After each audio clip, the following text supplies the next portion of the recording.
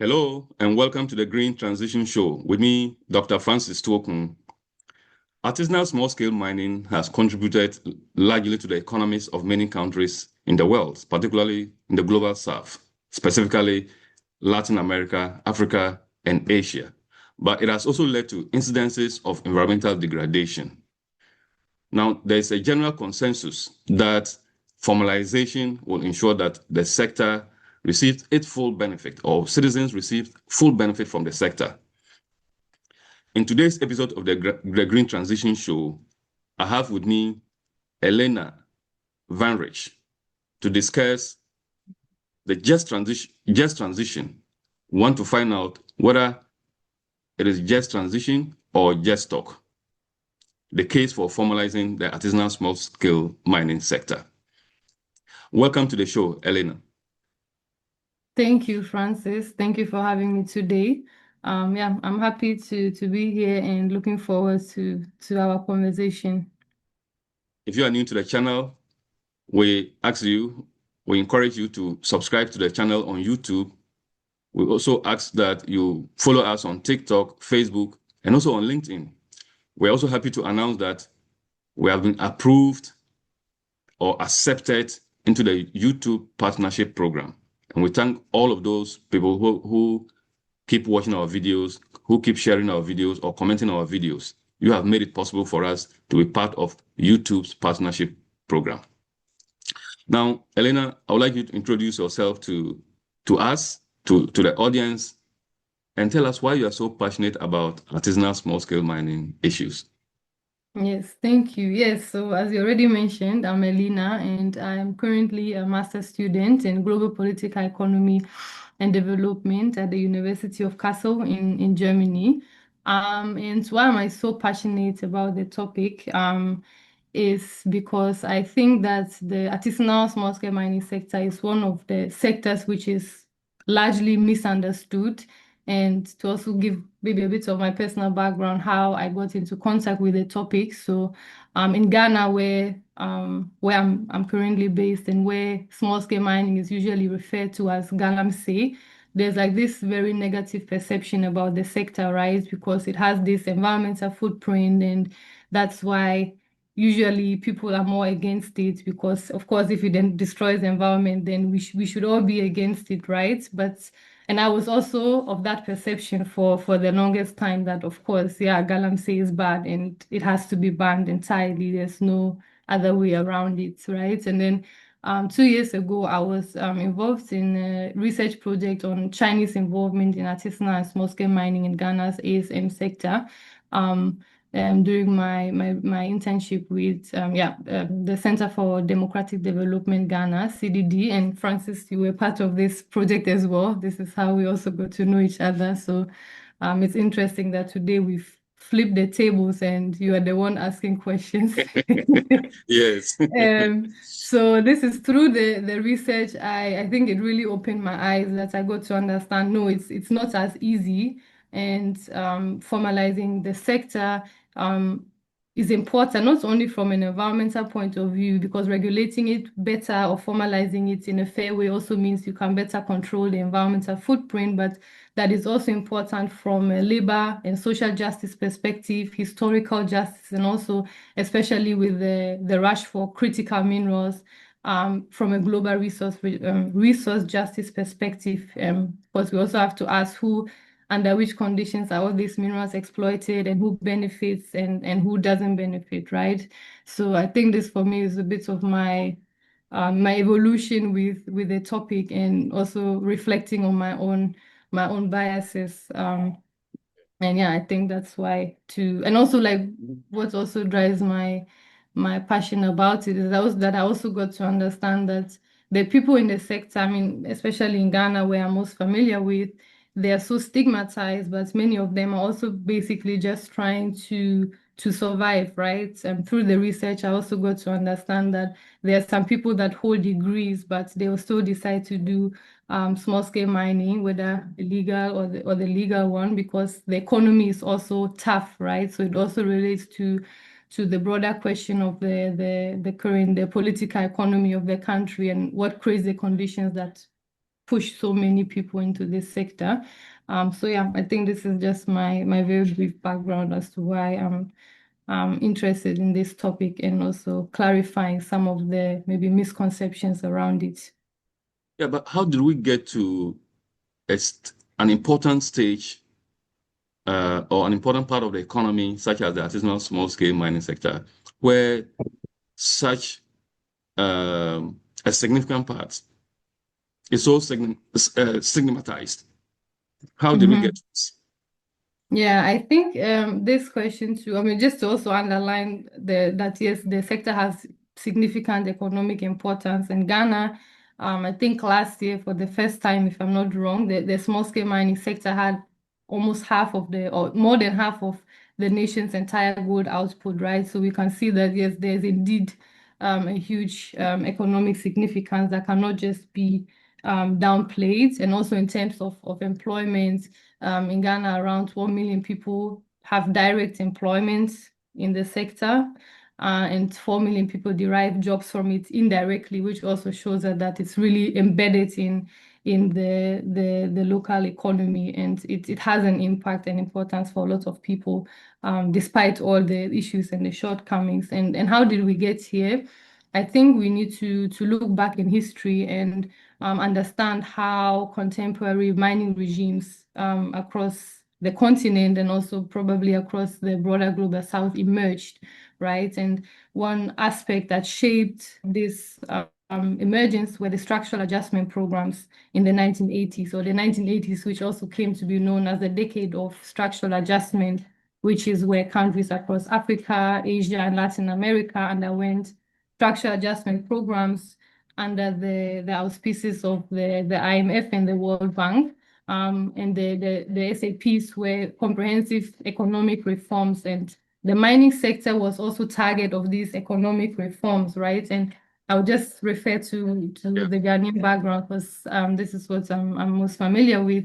And what's happened in Ghana in terms of the small scale sector was that the structural adjustment program, how it commenced in 1983 under the economic recovery program, it instated like this prioritization on the large scale mining sector, right? So the mines which were formerly nationally owned were all privatized and foreign capital was invited, right? And there was this idea that, you know, if you invite foreign capital, the sector will be more productive and then it will solve all the economic crisis that Ghana was also facing at that time, right? And this didn't happen in a vacuum, and it also crucially impacted the ASM sector, right? Because now there was this competition between also foreign mining companies, which had a lot of equipment, capital, all those things that the small scale miners didn't have, right? So it was during this time that the small scale mining sector actually became marginalized. The states would now prefer to give concessions to foreign companies. Small scale miners were displaced from the lands where they had mined on largely undisturbed in the previous times, because ASM is not a new emergence, right? It has been there for quite some time. And one thing that was also very paradox, because in 1989, small-scale mining was actually legalized for the first time, but it created this paradoxical situation that the legalization actually set the stage for the sector's current marginalization, right? This is also I think one of our key findings with our research at CDD, that yes, the sector was legalized, which sounded nice, but there was no mechanisms put in place to actually give support to the sector, right? So small scale miners would get the less economically viable lands, because the economically viable concessions were also reserved for the industrial mines.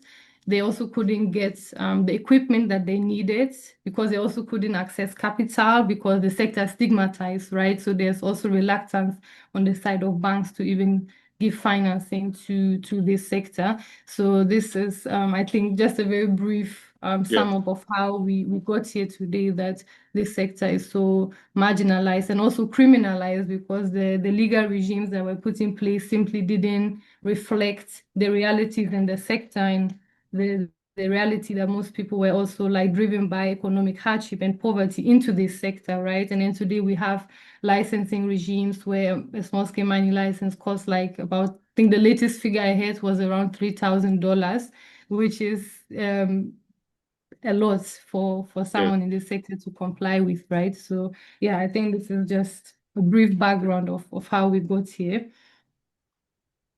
Yeah, so thanks for providing us with that historical context. Is very important. I mean, you talked about the twin doctors of Bretton Woods institutions, the IMF and the World Bank, who were largely responsible for those structural adjustment programs in the 1980s and 90s. And that led to the marginalization and criminalization of the artisanal small-scale mining sector. Now, I want you to tell us how much of that colonial era, or sorry, or how much of that colonial era architecture has failed to come down. Oh yeah, I think it's still part of this issue, I would say, and it's in terms of resource justice, right? It's very telling that we have these mineral regimes whereby small scale miners, which are mostly indigenous miners, don't really have access to the means to benefit from the natural resources, and even if they want to, they have to do this under very precarious conditions, right? Which stands in contrast to the formalized industrial mining that doesn't face the same challenges as the small scale mining sector. Yeah. If you are watching us, this is the Green Transition Show with me, Dr. Francis Tuokuu. My guest is Elena Weinreich with Kassel University in Germany. We are talking about just transition or just talk, the case for formalizing artisanal small-scale mining sector. If you are new to the channel, we encourage you to hit the subscribe button on YouTube to motivate us to continue to bring you such insightful conversations. We're live on Facebook, so you can also follow us on Facebook, TikTok, or LinkedIn. Now, Elena, I want us to talk about the just transition gap. The concept, when we hear about just transition, what readily comes to mind is the energy sector. Either we are talking about solar panels or phasing out coal, or whether we're talking about wind farms or clean energy generally. Now, why has it taken so long to apply that same framework within the artisanal small-scale mining sector? And what has the delay cost communications on the ground?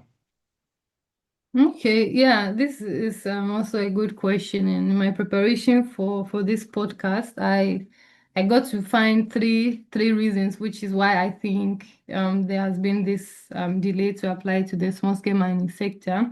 And the first one lies, I think, also in the origins of the concept of just transition, the just transition concept, because the concept itself, it emerged in the 1970s, 1980s, in the context of labor unions in the United States, right? Driven by workers that were working in like the toxic industries like coal, oil, petrochemicals, and they were faced with the environmental impact of the industries they were working in, and it will also impact their own health, right? So they were trying to figure out like how can we combine the environmental and also the social and labor concerns in the industries that we are working in, right? And so if you contrast it with the ASM sector, the concept comes from a very formal labor union type of context, right? But if we contrast it with the ASM sector is quite the opposite, right? It is not really formalized. The sector is largely stigmatized and also criminalized in some other countries. So it's very difficult for the sector to come and formulate certain demands as how it is with the labor unions, which are also often in the focus of just transition concepts. So I think this is one reason that the ASM doesn't fit into that classical labor or formal labor category. And then secondly, also how the concept of just transition evolved over time and how it was adopted by governments and leading international organizations is that, like you rightly mentioned, there's a certain focus on certain industries, and the focus is mostly on like cutting emissions, right? But the ASM sector is not amongst the top emitters globally, even though with increased mechanization, the emissions are also increasing, and deforestation, of course, also leads to decreased carbon capture. So it definitely has an impact, but it's not like the classical polluter in the terms of emissions. And then also, I think the third one is also what we have to acknowledge, that they are also contesting understandings of what is just transition, right? As you mentioned in your question too, I think the dominant approaches to just transition are a bit more narrow, and they also focus more on the technological aspect, right, and the emission aspect, which makes it very easy to omit the realities and the importance of the ASM sector, the people that work in it. So yeah, I think these are three reasons why it has taken quite time for the ASM sector to be acknowledged as part of a just transition. The artisanal small-scale mining sector, or ASM, produces most of the minerals that are needed for energy transition. So for instance, lithium, cobalt, iron ore, etc. However, many of these miners are excluded from the benefits of the minerals that they produce. How do you explain that contradiction to someone hearing it for the first time? Yeah, that was a very good question. I think I'll just share my screen for that briefly, because I have a few slides that help us to approach this question. Francis, can you give me a feedback? Can you see it? It's still loading, but I Okay. can see that you're sharing your screen. Yeah, I think now. Yes. Is it there now? Yes. Okay, so I think this question too, it fits into what I just mentioned, like the different just transition approaches and understandings that we have, and from the narrow just transition approach, the small scale miners are not really so much considered in the realities of the mineral supply chains, right? Because the focus is more like, okay, which technologies have less emissions, but then it doesn't ask all the questions of, okay, what is also needed to build these technologies and who has access to these technologies in the first place, right? And what I just wanted to show is there's one report by Oxfam International that was published last year that I think approaches exactly this topic, and talks about how the current framework of just transition actually risks reinforcing this, unequal global division of labor, as they are saying, the colonial division of labor, in which the global south is mostly just a producer of or exporter of raw materials. And since I just spoke about the structural adjustment program, I think it's only the logical extension, right? Because once this framework is still in place, it is not surprising that the mining of transition minerals actually reproduces the same uneven relations or north-south relations. So I think this report is just my recommendation for anyone who wants to read more about it. And for who the topic is maybe a bit new, this report, I think, talks about it quite well, and also visualizes it very well.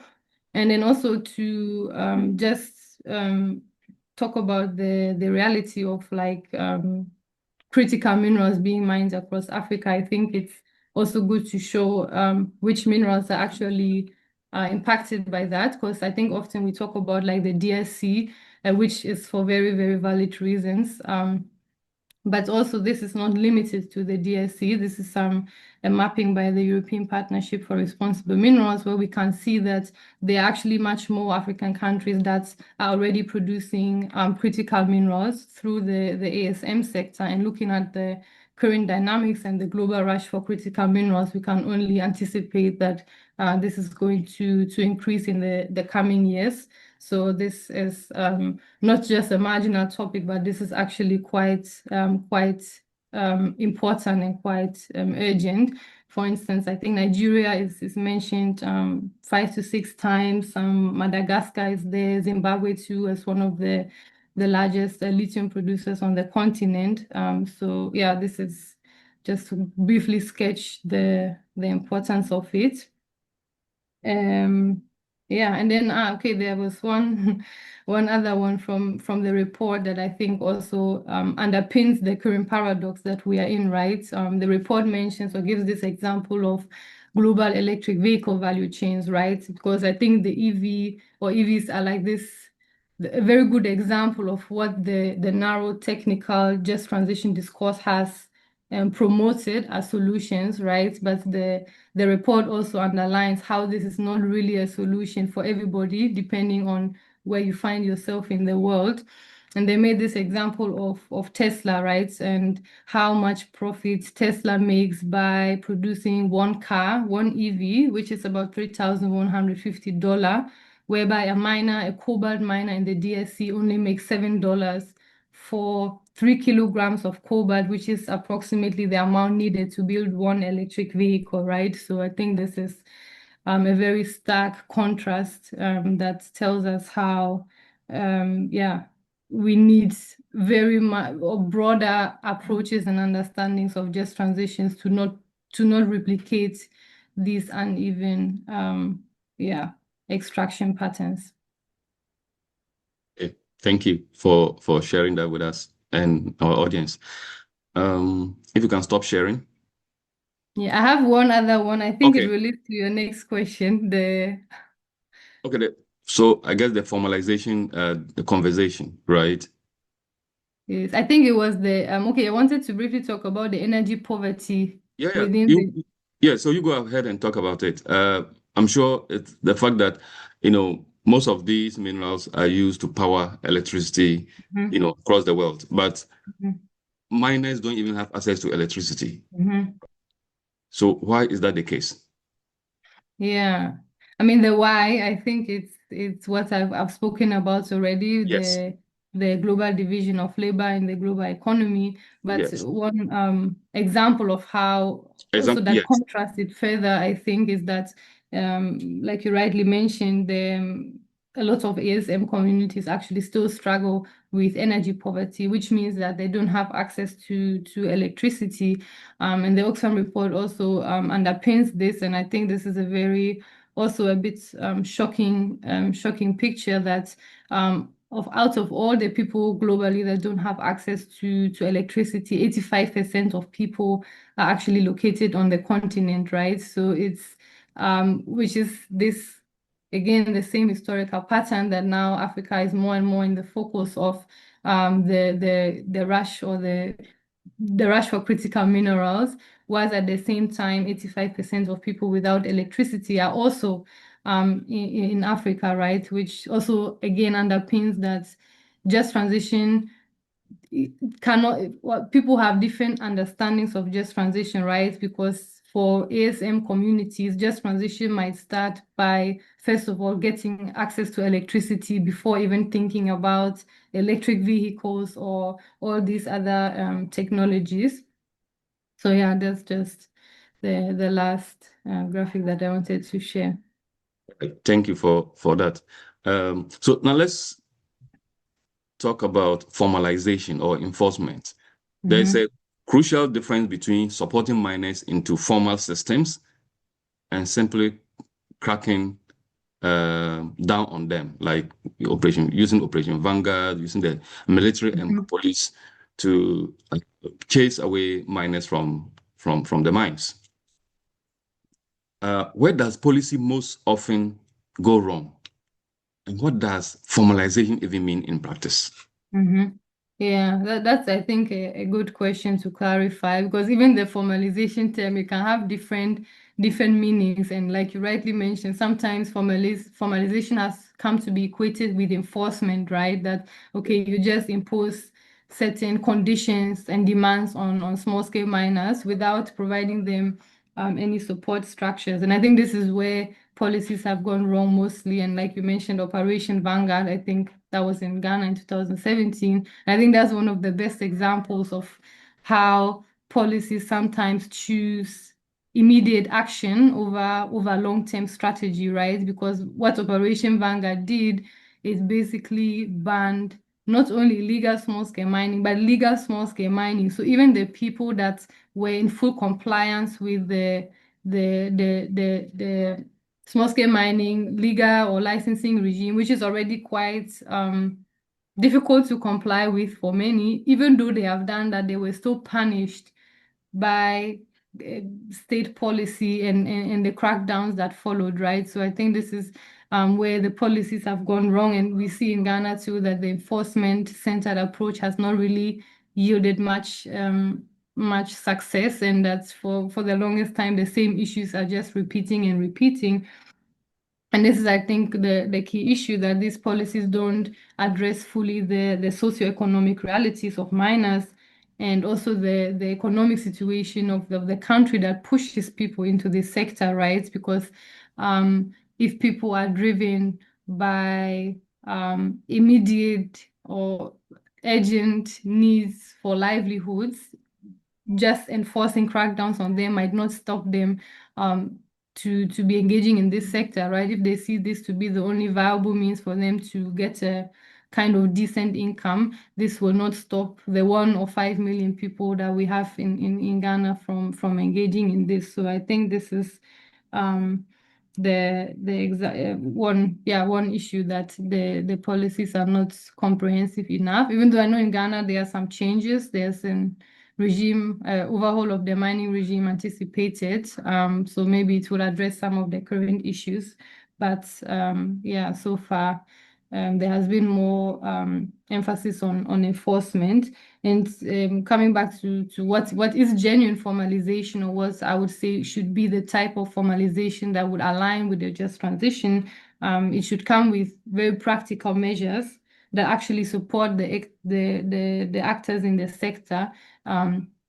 It should be something that we termed in our research paper pro-people formalization, right? It should really be in their service, and not by framing them as some, I don't know, as obstacles or problems that have to be addressed, by seeing them as legitimate stakeholders in the countries, or not only in Ghana, in all impacted countries, are legitimate stakeholders that should have a say when it comes to the use and the exploitation of natural resources. And that, for instance, includes having proper access to land. For instance, also what happens sometimes is that there are large-scale mining concessions which are idle, which means they are not even being used, but at the same time, small-scale miners don't really have access to these concessions, which also oftentimes cause clashes between them. So this could be one practical measure to reallocate lands which are occupied by industrial mines but are also not being used by them, and reallocate them to small-scale miners. Also putting in place realistic licensing regimes with costs that people can actually comply with, and that's acknowledge that people that engage in small-scale mining oftentimes come from working class backgrounds and have limited means of paying for licenses, making sure that they can they can get access to capital. They can borrow loans to, for instance, get mercury-free mining technologies, right? Because that's also the thing. Oftentimes, the miners don't have the money to even engage in more environmentally friendly mining practices, because they can't obtain the technologies. And also just acknowledging that the sector is truly important in terms of employment, and that's a reality that we can't just ignore. Yeah. In Zimbabwe, the government banned raw lithium ore exports some time ago. This was to encourage local value addition. A reasonable goal on paper. If you look on paper, that's very reasonable. But small-scale miners lost market access overnight because they lack processing capacity. What should policymakers learn from this example? Yeah, I think the ban, if I'm not wrong, it happened in 2022. I think that's one of the best example why it needs holistic approaches, because like you said, it's a good thing on paper to ban the raw exports, because it also then allows more local value addition, right? But for the small scale miners, it wasn't actually that good, because they also didn't have the capital and technology to process the lithium locally. So they lost all the their market, so to say. So I think it's just the best lesson that all policies regarding the ASM sector have to be systemic and holistic and not just one without excluding all other ripple effects. If you are watching us, this is the Green Transition Show with me, Dr. Francis Tuokuu. My guest is Elena Weinreich. She's with Kassel University in Germany. If you are new to the channel, we encourage you to hit the subscribe button on YouTube to motivate us to continue to bring you such insightful conversations. You can also follow us on TikTok, Facebook, LinkedIn, etc. We're also happy to announce that we have been approved or accepted into the YouTube's partnership program. And it is all thanks to you for subscribing, for watching our videos, and for sharing our content. So, Elena, let's move to who benefits. We started this conversation with you giving us details or evidence of how multinational corporations benefit largely from Africa's mineral wealth, for example, or Ghana's mineral wealth. However, last year, more than half of all minerals produced in Ghana, gold produced in Ghana, came from the artisanal small-scale mining sector, which means that the sector has the potential to contribute to rural livelihoods. It has the potential to contribute to the economic development of the country. But colonial structures, including IMF and World Bank policies over the years, have shifted that the benefit that the artisanal small-scale mining sector would have contributed to the economies of many countries across the world to large-scale multinational corporations. Can we shift this, if you like, goalpost? How can we shift this this balance and shift it from multinational corporations to artisanal small-scale mining, and give more power to artisanal small-scale mining? Because it seems that the artisanal small-scale mining sector would benefit the economies of the global south more than multinational corporations, because whatever benefits that are derived from the artisanal small-scale mining sector stay in the country. They stay in the country. The benefits stay. The revenues that are generated stay in the country. The profits, everything stay in the country. However, multinational corporations repatriate the benefits, the profits after paying royalties, and taxes. They repatriate everything to their countries of origin. So how can we shift this balance? Yeah, that's a very true observation. I think it basically ties into the formalization debate, right? I think I recently read a paper by Dine Sam. It was published this year, and the author also argued that what it needs is basically a radical shift towards state-led formalization, and also like a comprehensive change in the extractive regimes that can address the inequities of the historical development. So I think what I've mentioned earlier, the steps towards formalization, I think this is already a very, very good way to go to address or ensure that also local miners capture more benefits from the extractive sector, and also what you mentioned, the benefits that they stay in the local economy.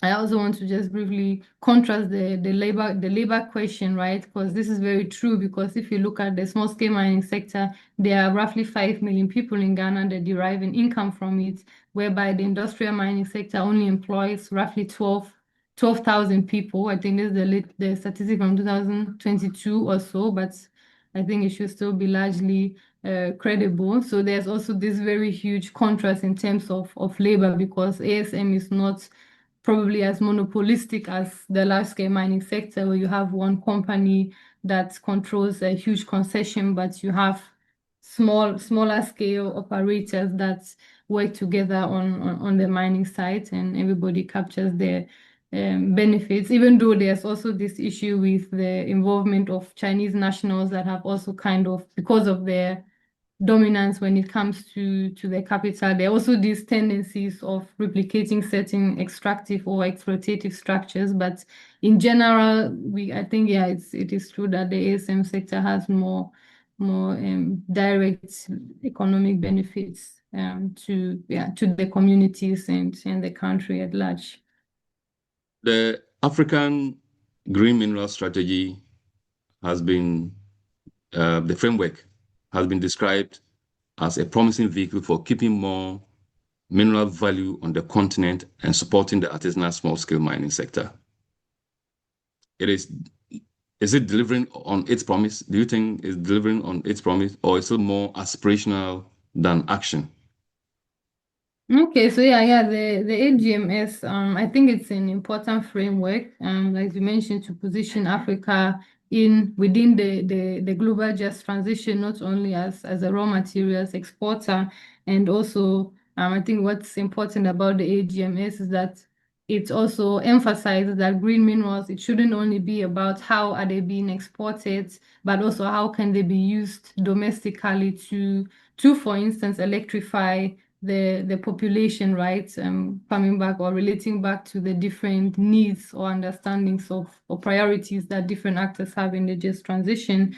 I think for me, what I would say a bit of a blind spot in the AGMS is that it doesn't make specific reference to the ASM sector.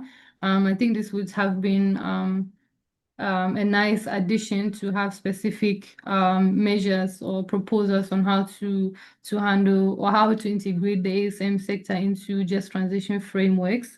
Even though it aligns with the African mining vision, which is very specific on ASM formalization, but I think this is a blind spot that I've seen, or that I think. In terms of implementation, I think that's a very huge question. I can't really judge in how far, but in itself, I think it's an important policy framework that hopefully can be implemented in a lot of countries and also in a collective way. What are your final words or final comments? My final comments. Yes. Okay, my final comments.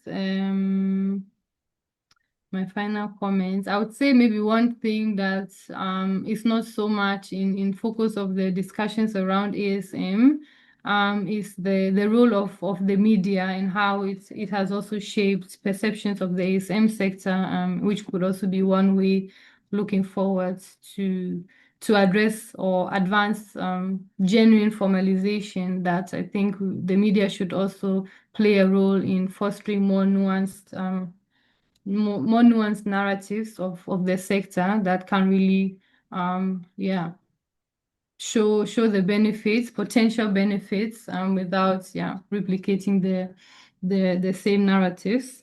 And also what I would also say is that ASM formalization should also, again, not be seen in an isolated way, but it should be embedded in more broader rethinking of the global economy and the persisting divisions to capture the full benefit of the sector. I think that's my final words. Yes. Thank you so much, Elena, for being on the show. Thank you too for having me. Viewers, this is where we draw the curtain to a close. If you are new to the channel, we ask that you hit the subscribe button on YouTube. You share our videos, comment on them, give us feedback. That will motivate us to continue to bring you such insightful conversations. You can also follow us on TikTok, Facebook, and LinkedIn as well. Thank you so much. We hope to see you again next time. Thank you. Bye.